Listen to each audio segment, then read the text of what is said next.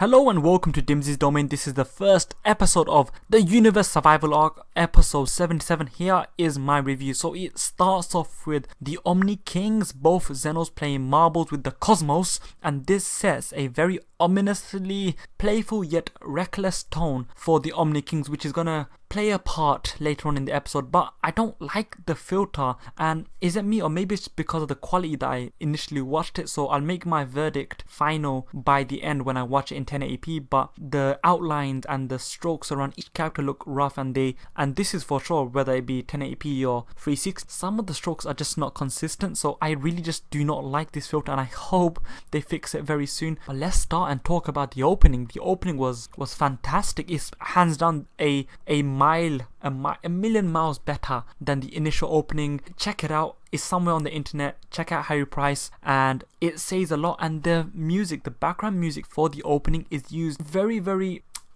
in a very smart fashion throughout the episode, whether it be a trumpet rendition. There's different renditions to complement the tonal nature of this episode. For the first half, they used this opening sequence, the background music throughout certain scenes, and it really does hit home that, oh, this is so slice of life, and this is what Dragon Ball Super really does excel at. And it was nicely done how Goku disposed of the initial thugs who tried to rob him, and it was a quick, nice, cheeky little action sequence for Goku taking away all the bullets. And the way he was kind of scratched, not injured, the way he was scratched by the bullet said two things. Firstly, it wasn't out of nowhere. It wasn't, oh, look at the power scaling of Super. It's the thing that they've always reminded us how stupid and how unaware Goku is when he puts down his guard when he really doesn't need to, and that's why he's scratched. And he notices it himself. He's like, look, probably even when I am training or when I am in tip-top shape, this wouldn't even happen. This probably wouldn't even scratch me. So I need to get back in shape, and thus he contacts Whis. So it was a very nice segue from this cheeky, nice slice of life segment of Goku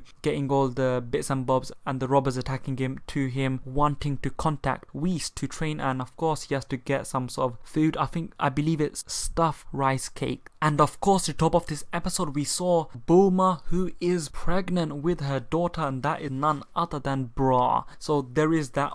Also, I forgot to mention, when Goku is about to get the food for Whis, he is interacting with, of course, Chi-Chi as well as Goten. Goten wants to go and help him find the food. Chi-Chi goes ballistic. A nice little funny sequence with Chi-Chi doing her usual Chi-Chi little speech and them two sneaking off. This was a very good half, which showcased Dragon Ball Super's excellence for slice of life. Now, on the second half, they suggest, why don't you ask Vegeta to come with you to train with Whis and that. And remember, Bulma is pregnant, and Vegeta came across as very mellow and fatherly while still trying to underplay things to Goku, as he explains to him and say, look, I can't go, my wife is pregnant and she's gonna hate me forever, so I really just cannot go. Still exuberating that cool aura, and I don't care that much. I don't, she's just an hindrance. So Vegeta is slowly but surely embracing that he's an earthling, he's a loving father and a loving husband at the same time as well. The way Goku interacted with Beerus and Whis when he went to Beerus's planet to have a little chat, and then he said, hey, what about the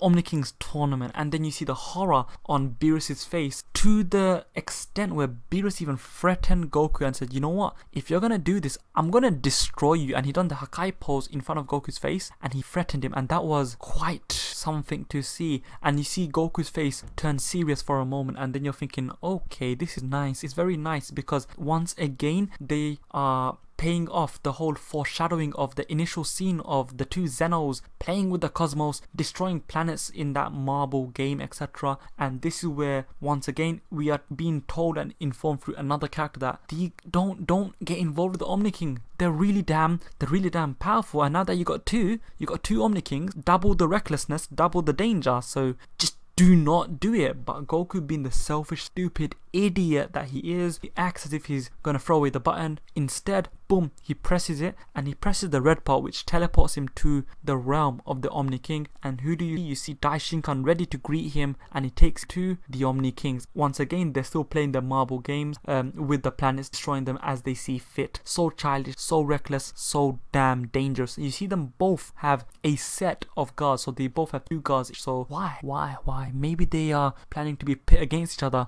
in the future, but who knows. Goku then reminds the Omni-Kings and said, hey, one of you kind of promised this multi-universal tournament for everything, etc. Blah, blah, blah, blah, blah. The Omni-King was like, oh, I forgot about that. Thank you for reminding me. I'll let you know. And then he's on his way, and then the Grand Priest is going to contact all the angels, the Kaioshins and Hakaioshins of respective universe, and that's how they're going to be fighting. Goku teleports back to Beerus' realm. Beerus is absolutely livid. It's always a treat to see how shocked, annoyed and saddened Beerus is by Goku's idiocy. The appearance of the Grand Priest was very nice, and the way he appeared was when Goku told Whis and Beerus, hey, let's go to the Kaioshin realm, let's inform them and all that. See Supreme Kai, Elder Kai as well as Kibito all having a little tea party, and Goku and them, they interrupt. They're having a little chit chat, informing each other, by the way, there's going to be a little tournament. Bang! The Great Priest, the Grand Priest Daishinkan appears, and he informs them that it's going to be a team of 10 for each and every universe, and I'm not completely too sure regarding what day it is, because they do it something like, oh, on the 3 billionth whatever day, that's where it's going to happen. So it's not a time span of 2 days, 3 days, 1 week, 2 years later. It's more so of on this date, but it's actual in day format, so it's a bit